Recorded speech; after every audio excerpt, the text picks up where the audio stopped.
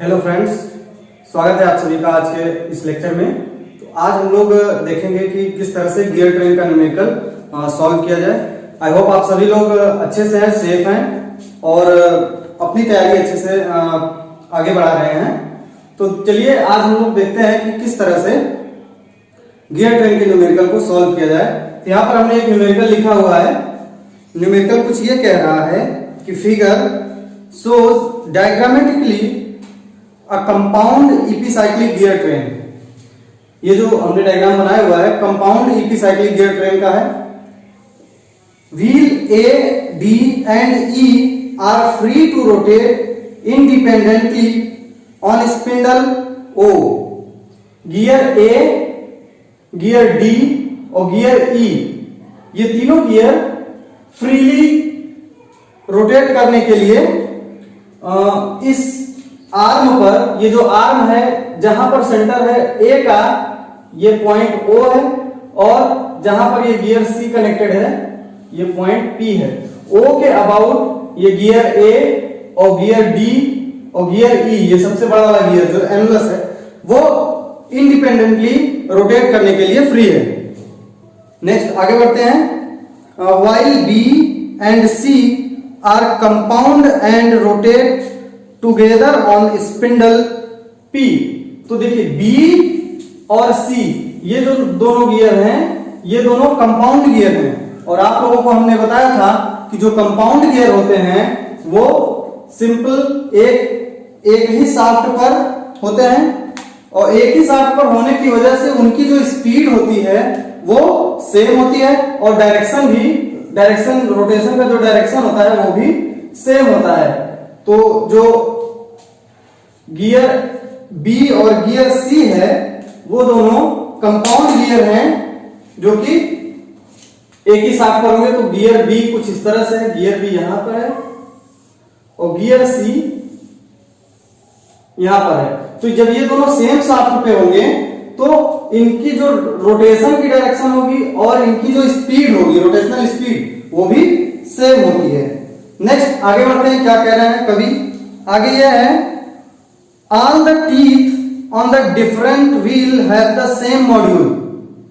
Important बात है कि जो इस गियर में जितने भी टीथ, इस अरेंजमेंट में जितने भी गियर हैं वो सारे सेम मॉड्यूल के हैं। और हमने आपको बताया भी था कि जब भी गियर की मेशिंग होती है उसके मॉड्यूल सेम होने चाहिए तभी गियर प्रॉपर्ली मेश कर पाता है। तो नोटेबल पॉइंट है all wheels are of same module. Next आगे क्या कह रहे हैं, ए हैज 12 टीथ। ये जो गियर ए है उसके नंबर ऑफ टीथ कितने हैं, 12 है। गियर बी के जो टीथ है वो 30 है। गियर सी के जो टीथ है वो 14 है। और ये सारे गियर आउटसाइड कटे हुए हैं, outside to the circumference, externally cut gear हैं। तो जब हम एक्सटर्नली कटिंग गियर की मेशिंग होती है तो उसका डायरेक्शन हम लोगों ने देखा था कि जैसे मान लीजिए एक गियर, कोई गियर ए ये है, अब इस पे जो टीथ कटे हुए हैं वो इस तरह से कटे हुए हैं, तो ये एक्सटर्नली गियर है, एक्सटर्नली कटेड गियर है। और जब ये गियर दूसरे गियर से मैच करेगा जो कि एक दूसरा एक्सटर्नली कटिंग गियर होगा कुछ इस तरह से, तो जब हम इस गियर को किसी भी डायरेक्शन में रोटेट कराएंगे, इस डायरेक्शन में रोटेट करा रहे हैं, तो जो इसका जो ड्रिवन गियर होगा वो इस डायरेक्शन में रोटेट करता है। इनकी जो रोटेशन की डायरेक्शन होती है वो चेंज हो जाती है, जबकि इंटरनल गियर में ऐसा नहीं होता है। इंटरनल गियर में सेम डायरेक्शन में मूवमेंट होता है। तो नेक्स्ट देखिए, find the number of teeth on the wheel D and E। तो जो व्हील D है और जो व्हील E है इस पे हमको सबसे पहला काम ये करना है कि नंबर ऑफ टीथ फाइंड करने हैं। और क्वेश्चन में और क्या दिया हुआ है, if the wheel A is driven clockwise at 1 RPS। तो व्हील A, इस व्हील को रोटेट करा रहे हैं 1 RPS रिवॉल्यूशन पर सेकंड और क्लॉकवाइज डायरेक्शन। तो देखिए सबसे इंपॉर्टेंट बात कि जो डायरेक्शन है क्लॉकवाइज को हमने पॉजिटिव ले रखा है और ओमेगा D जो गियर नंबर D है उसको ये रोटेट करा रहे हैं counter clockwise with 5 RPS, 5 revolution per second. तो जब काउंटर क्लॉकवाइज है तो हमने क्लॉकवाइज पॉजिटिव लिया है, तो काउंटर क्लॉकवाइज को नेगेटिव ले लेते हैं। नेक्स्ट, अब देखिए सबसे इंपॉर्टेंट बात यह है कि आपको फाइंड करना है, फाइंड क्या करना है, determine the magnitude and direction of the angular velocity of arm and wheel E. Arm और व्हील ई, जो आर्म है ये और व्हील ई की एंगुलर वेलोसिटी, यानी आपको क्या फाइंड करना है, omega of A that is arm, omega arm and angular velocity of gear wheel E. आपको इन दोनों वैल्यूज को फाइंड करना है। तो चलिए सबसे पहले हम बनाएंगे स्पीड टेबल, और स्पीड टेबल बनाने के पहले हम लोगों ने ये देखा था कि जो टेबल होती है उसमें जो इक्वेशंस बन के आती हैं वो आती है नंबर ऑफ टीथ के टर्म में। तो हमें सबसे पहला काम ये करना होगा कि जितने भी गियर व्हील्स हैं उन सभी पर कितने नंबर ऑफ टीथ है वो फाइंड करना बहुत ही जरूरी हो जाता है। तो हमको दिया हुआ है क्वेश्चन में number of teeth on A, B और सी पे दिया हुआ है, डी और ई पे मालूम नहीं है हमको। तो डी और ई पे फाइंड करने के लिए क्या करना होगा, देखिए सबसे पहले हम लोग जानते हैं ये क्या है, कंपाउंड इपीसाइक्लिक गियर ट्रेन। और इपीसाइक्लिक गियर ट्रेन में हम लोगों ने एक फार्मूला पढ़ा हुआ था, और फार्मूला कुछ इस तरह से था कि जैसे देखिए इस अगर हम गियर ई की बात करें, व्हील ई की, तो यहां से यहां तक का जो रेडियस होगा वो क्या होगा, रेडियस ऑफ व्हील ई। तो अगर हम इस इक्वेशन को लिखें R E is equal to, तो हम क्या लिख सकते हैं, R A plus R B, यहां से यहां तक आर बी और फिर प्लस आर बी, मतलब 2 times R B, 2 times R B, हम ये लिख सकते हैं। इतना क्लियर है। तो अब क्या करते हैं कि हमको पता है कि जो मॉड्यूल होता है वो क्या होता है, डी बाई टी, और डी क्या होता है, nothing but 2r by T. और अगर हम यहां से r की वैल्यू निकालें तो mt बाई 2, और ये सभी के लिए मॉड्यूल क्या होता है, सेम होता है। तो मॉड्यूल की वैल्यू सभी के लिए सेम हो जाएगी, तो यहाँ पे वो कैंसिल आउट हो जाएगा। और यही इक्वेशन आर ई, गियर ई के लिए जब हम रखेंगे तो वो क्या हो जाएगा, R M into T E divided by 2 is equal to M into T A divided by 2 plus 2 times M into T B divided by 2। 2 से 2 कैंसिल आउट हो जाएगा, सॉरी इसको अभी मत कैंसिल आउट करिए, ये देखिए 2 2 और 2 ये कैंसिल आउट हो जाएगा। मॉड्यूल सेम है सभी का, तो मॉड्यूल कैंसिल आउट हो जाएगा। नाउ आगे बढ़ते हैं, तो T E is equal to T A plus 2 times T B. तो यहां से हमको टी ए और टी बी की वैल्यू पता है, 12 एंड 30 है। तो 12 प्लस 2 टाइम्स 30, और ये कितना आ जाएगा, 60 72। Number of teeth on wheel E is equal to 72। Now आपने एक जो प्रॉब्लम थी वो सॉल्व कर ली, 72 आ गया है। अब फाइंड करना है हमको number of teeth on gear wheel D. तो जब डी की वैल्यू फाइंड करेंगे तो सेम इक्वेशन हम लोग लगा सकते हैं इसी तरह से रेडियस के टर्म में। देखिए कैसे लगाएंगे, क्या करना है आपको कि आपको फाइंड करना है इस डी की वैल्यू। तो आर डी की अगर हम बात करें यहां से लेके यहां तक, आर डी की बात अगर हम करें, R D is equal to क्या हो जाएगा, आर ए, या तो इस तरह से लिख सकते हैं आर ई माइनस, अगर ये डिस्टेंस हम माइनस कर दें तो आर डी की वैल्यू आ जाएगी। तो आर ई माइनस ये वाली डिस्टेंस कैसे निकल जाएगी, यहां से देखिए आरबी माइनस आरसी कर देंगे तो ये डिस्टेंस हो जाएगी, और इस डिस्टेंस को अगर हम आरबी में से माइनस कर दें तो आरडी की वैल्यू मिल जाएगी। तो R B minus R C, ये R B minus R C हो जाएगा। नाउ अगेन हम एम टी बाई टू रखेंगे तो आर डी के लिए क्या हो जाएगा, M T D by two is equal to M T E by two minus M T B by two minus M T C by two. तो by two सभी में है तो ये कैंसिल आउट हो जाएगा, मॉड्यूल सबका सेम है तो मॉड्यूल भी कैंसिल आउट हो जाएगा। अल्टीमेटली जो इक्वेशन आएगी वो आएगी नंबर ऑफ टीथ के फॉर्म में। तो T D is equal to T minus T B minus T C. Now you can put the value of T is equal to 72 होती है दिया हुआ क्वेश्चन में 14। तो हम जब यहाँ पे टीसी की वैल्यू 14 रखेंगे तो जो इक्वेशन आएगी वो ये हो जाएगी 72 माइनस ये 16 और फिर टीडी की वैल्यू आ जाएगी 56। नाउ अब हम लोग ड्रॉ करते हैं टेबल, और टेबल ड्रॉ करने के लिए क्या करना है, सबसे पहले तो friends study table speed table बनाते हैं। स्पीड टेबल बनाने के लिए देखिए क्या है कि अभी जो दो कंडीशन हम बताएंगे वो सारे न्यूमेरिकल के लिए सेम रहेगी। आपको उसी तरह से स्पीड टेबल बनाना है, और स्पीड टेबल बनाने के बाद फिर क्वेश्चन में जो कंडीशंस दी हुई है उस कंडीशन को हम अप्लाई करेंगे, और उसके बाद जो फाइंड करना है वो आसानी से हम लोग फाइंड कर लेंगे।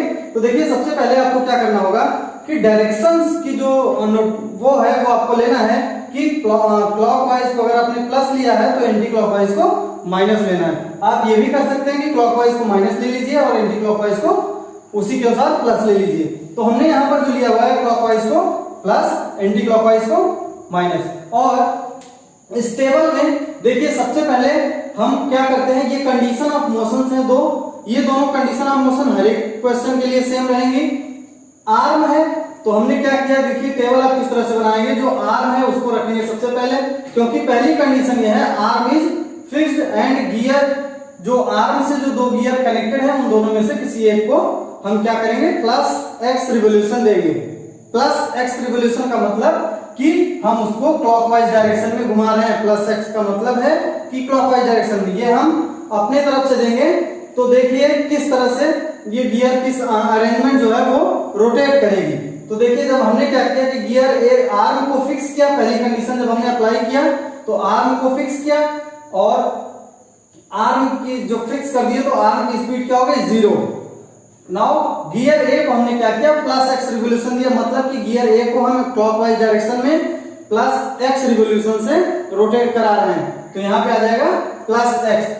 नाउ टेबल में आगे बढ़ते हैं तो gear B and C, gear B और सी को हमने एक ही टेबल में इसलिए लिखा हुआ है क्योंकि यह है स्पीड टेबल, और हम जानते हैं कि जो गियर बी और सी है वो कंपाउंड गियर है, और हम इतना भी ये भी जानते हैं कि कंपाउंड गियर की जो स्पीड होती है वो सेम होती है। तो गियर बी और सी को हमने सेम कॉलम में रखा है। नाउ गियर बी और सी को जब सेम कॉलम में रखा तो गियर सी जो है कनेक्टेड है गियर डी से, तो हमने नेक्स्ट कॉलम गियर डी और नेक्स्ट कॉलम गियर ई को रख दिया है। अब हमको एक एक करके सभी की स्पीड फाइंड करनी है। पहले कंडीशन हमने लगाया आर्म फिक्स किया, गियर ए को प्लस एक्स रिवोल्यूशन दिया, तो आर्म को हमने फिक्स कर दिया, आर्म की स्पीड 0 हो गई। गियर ए को प्लस एक्स रिवोल्यूशन मतलब क्लॉकवाइज डायरेक्शन में। अब जरा सा विजुलाइज करिए कि जब गियर ए प्लस एक्स मतलब जब गियर ए क्लॉकवाइज डायरेक्शन में रोटेट करना स्टार्ट करेगा तो गियर ए से कनेक्टेड कौन सा गियर है, गियर नंबर बी। ए और बी आपस में मैचिंग में है, तो गियर बी और ये कौन सा में से एक्सटर्नली मैचिंग में है, क्योंकि ये दोनों के जो टीथ है वो एक्सटर्नल कटे हुए हैं। तो जब ए को क्लॉकवाइज डायरेक्शन में घुमाए तो बी किस डायरेक्शन में घूमेगा, एंटी क्लॉकवाइज डायरेक्शन। किसी को भी डाउट नहीं होना चाहिए, बी किधर घूमेगा, एंटी क्लॉकवाइज डायरेक्शन। और जब एंटी क्लॉकवाइज डायरेक्शन घूमेगा तो स्पीड की जो हमने गियर रेशियो लिखा था वो क्या हो जाएगा, omega A divided by omega B is equal to T B by T A. तो जब ये क्लॉकवाइज और ये एंटी क्लॉकवाइज दोनों अपोजिट डायरेक्शन में घूम रहे हैं तो ओमेगा की वैल्यू हमको पता है, तो बी के लिए हम क्या करेंगे यहाँ पे माइनस, क्योंकि डायरेक्शन अपोजिट है। तो ओमेगा बी की वैल्यू अगर हम यहां से फाइंड करेंगे, omega B is equal to क्या हो जाएगा, माइनस का ये हो जाएगा T A divided by T B into omega A, और ओमेगा ए की वैल्यू कितनी है प्लस एक्स, तो यहां से हो जाएगा minus T A by T B into X. ये वैल्यू हो जाएगी, ये स्पीड हो जाएगी गियर नंबर बी की। तो गियर बी के और गियर सी की जो स्पीड है वो सेम रहेगी, तो ये आपका आ जाएगा minus T A by T B into X. Now बात करते हैं गियर नंबर डी की। जब गियर डी की बात करेंगे तो यहां पे देखिए गियर डी से कनेक्टेड कौन सा गियर है, गियर नंबर सी। और जब हम देख रहे हैं कि gear number B anti clockwise direction में घूम रहा है, तो गियर सी भी एंटी क्लॉकवाइज डायरेक्शन में घूमेगा, क्योंकि गियर बी और सी दोनों कंपाउंड गियर हैं। और कंपाउंड गियर होने के साथ साथ जो गियर सी है वो कनेक्ट है गियर डी से इंटरनली, तो गियर सी की जो रोटेशन की डायरेक्शन होगी वो एंटी क्लॉकवाइज होगी, और गियर सी और डी जो कि इंटरनल कटे हुए गियर हैं, ये देखिए यहां पर हमने बनाया गियर नंबर सी ये है और गियर नंबर डी ये है। तो जब हम इनको रोटेट कराएंगे, तो जब ये एंटी क्लॉकवाइज डायरेक्शन में रोटेट कर रहा है, तो आप लोग विजुलाइज करिए कि जब ये गियर नंबर सी इस डायरेक्शन में रोटेट करेगा तो गियर डी भी सेम डायरेक्शन में रोटेट करेगा। तो जो स्पीड हो जाएगी गियर डी की स्पीड हम फाइंड करेंगे, वो क्या हो जाएगी ओमेगा सी कनेक्ट है, omega C divided by omega D is equal to number of teeth on D, number of teeth on सी।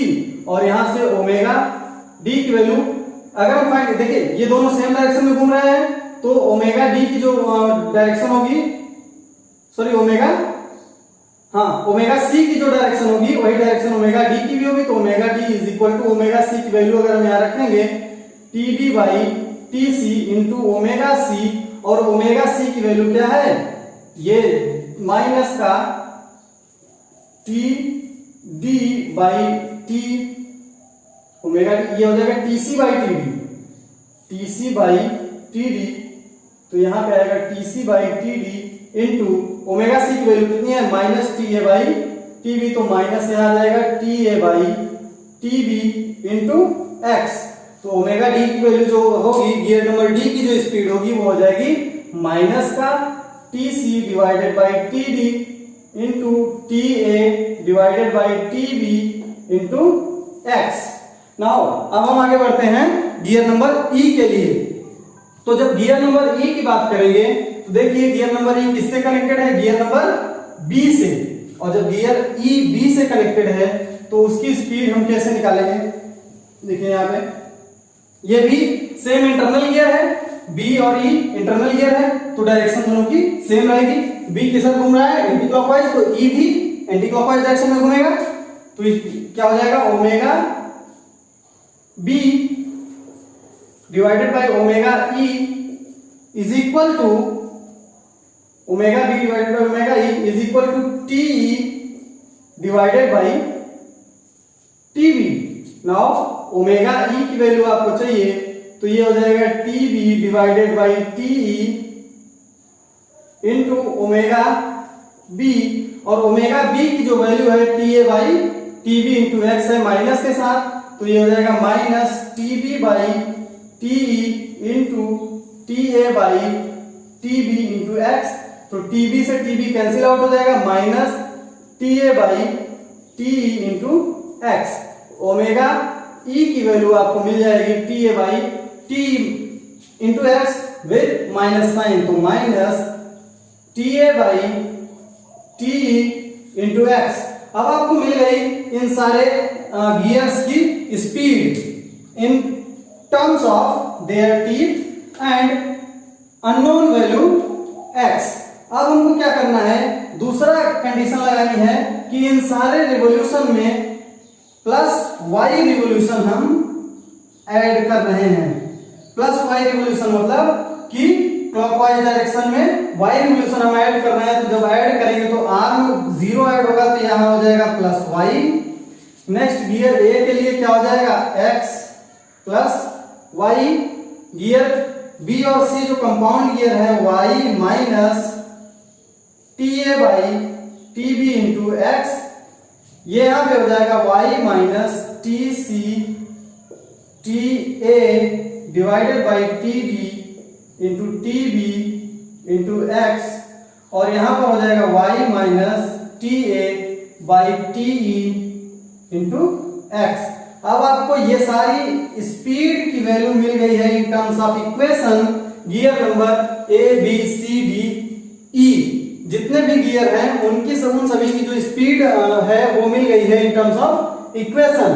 तो अब हम आएंगे क्वेश्चन में। कभी ये बोल कर गया है कि आपको आर्म और गियर नंबर ई की एंगुलर स्पीड चाहिए, जबकि आपको दे रखा है omega A that is N A, omega D that is N D, +1 RPS और -5 आरपीएस।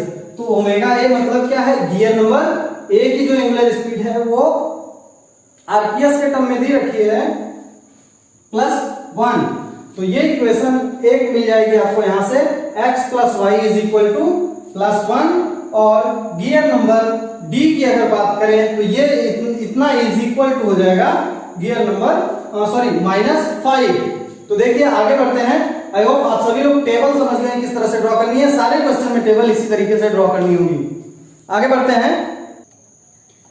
तो टेबल से हम लोगों ने क्या किया कि जो इक्वेशन हमने फाइंड करी थी, जो क्वेश्चन में जो दिया हुआ है रेडियस एन दिया हुआ है 1 आरपीएस, तो हमने गियर ए की जो स्पीड है उसको क्या कर दिया, +1 के इक्वल x + y = +1। और गियर नंबर डी की जो स्पीड है आप लोग टेबल में देखेंगे तो वो है 1y minus T C T A divided by T D into T B into X -5, क्योंकि ये काउंटर क्लॉकवाइज दिया हुआ है क्वेश्चन में, तो यहाँ पर हम माइनस रखेंगे, और क्लॉकवाइज दिया है तो प्लस रखेंगे।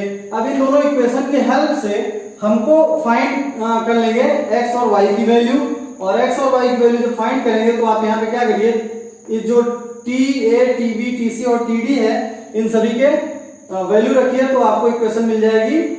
ये y minus 0.1 time x = -5, equation number 2 ये हो गई। और 1 को हम यहाँ पे लिखते हैं x + y = 1। इन दोनों को अगर हम सब्सट्रैक्ट करें तो y से y कैंसिल आउट हो जाएगा, y से y कैंसिल आउट हो जाएगा, और ये हो जाएगा 1.1x = -6। और जब यहाँ से आप x की वैल्यू फाइंड करेंगे तो हो जाएगा 5.45, और y की वैल्यू आ जाएगी, इक्वेशन 1 में रख देंगे तो माइनस के बाद 4.45। x और y की वैल्यू फाइंड हो गई है, तो अब आपका काम जो है वो खत्म हो चुका है, क्योंकि टेबल में हम लोगों ने जो लास्ट रो लिखी थी उसमें स्पीड ही लिखी थी सारे गियर्स की। तो क्वेश्चन में पूछा हुआ है स्पीड आर्म की, तो आर्म की कॉलम में सबसे नीचे y था, और y की जो स्पीड होगी वो हो जाएगी आर्म की स्पीड। तो आर्म की जो स्पीड है वो = y है, और y की जो वैल्यू है कितना है, -4.45। इस y को आप यहाँ पे रख देंगे माइनस विद साइन, ये हो जाएगा रिवॉल्यूशन पर सेकेंड में। और माइनस का जो साइन आया है इसका मतलब जो आर्म है वो किस डायरेक्शन में रोटेट करेगा, एंटी क्लॉकवाइज डायरेक्शन में, काउंटर क्लॉकवाइज डायरेक्शन में। और आर्म की स्पीड को अगर हम रेडियन पर सेकंड में लिखना चाहें तो क्या करना है, 2 से मल्टीप्लाई कर देंगे तो आ जाएगी -27.96 रेडियन पर सेकंड। आर्म की स्पीड आ गई। नाउ आर्म की स्पीड के बाद आपको पूछा हुआ है omega E that is gear E की स्पीड। ई की स्पीड जो फाइंड करेंगे आप, उसमें टेबल में सबसे लास्ट में जो गियर ई की स्पीड थी वो कितना था, वो ये था y minus T A by T. यहां पे हम लिखेंगे गियर ई की जो स्पीड है ओमेगा ई लिखते हैं, ओमेगा ई = क्या हो जाएगा, y minus T A by T into X. और आपको x और y की वैल्यू पता है तो ओमेगा ई की वैल्यू आप आसानी से फाइंड कर सकते हैं। y की वैल्यू कितना है, -4.45 -4.45 minus TA by T, TA 12 है, TE कितना है 72 है, तो 12 डिवाइडेड बाई 72 इंटू x की वैल्यू कितना है 5.45। और जब हम यहां से इस इक्वेशन को सॉल्व करते हैं तो आपको आंसर मिल जाएगा स्पीड ऑफ ओमेगा ई, और वो कितना आएगा, सॉल्व करते हैं यहां से तो वो आ जाएगा 5